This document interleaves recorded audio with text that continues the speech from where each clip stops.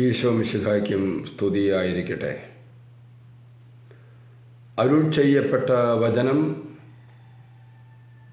ഇന്ന്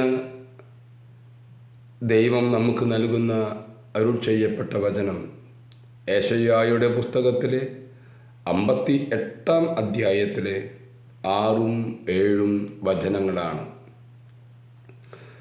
ദുഷ്ടതയുടെ കെട്ടുകൾ പൊട്ടിക്കുകയും നുകത്തിൻ്റെ കയറുകൾ അഴിക്കുകയും മർദ്ദിതരെ സ്വതന്ത്രരാക്കി വിടുകയും ഓരോ നുകവും ഒടിക്കുകയും ചെയ്യുക, ഇതല്ലേ ഞാൻ കാക്ഷിക്കുന്ന ഉപവാസം.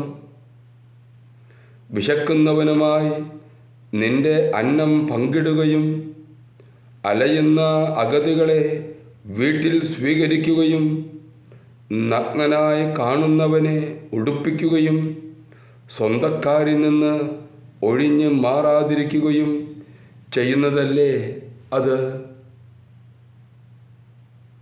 ക്രിസ്തുമസിൻ്റെ ഒരുക്കത്തിന് വേണ്ടി ഒരുക്കത്തിലൂടെ കടന്നു പോകുന്ന നമുക്ക് ഈ വചനം നമ്മൾ അനുഷ്ഠിക്കുന്ന നോമ്പ്, ഉപവാസ, തിരുക്കർമ്മങ്ങൾ അതിൻ്റെ പൂർണ്ണതയിൽ ചെയ്യാൻ നമ്മെ സഹായിക്കട്ടെ എന്ന് പ്രത്യേകം പ്രാർത്ഥിച്ചുകൊണ്ട് എല്ലാവർക്കും നല്ല ഒരു ദിനം ആശംസിക്കുന്നു.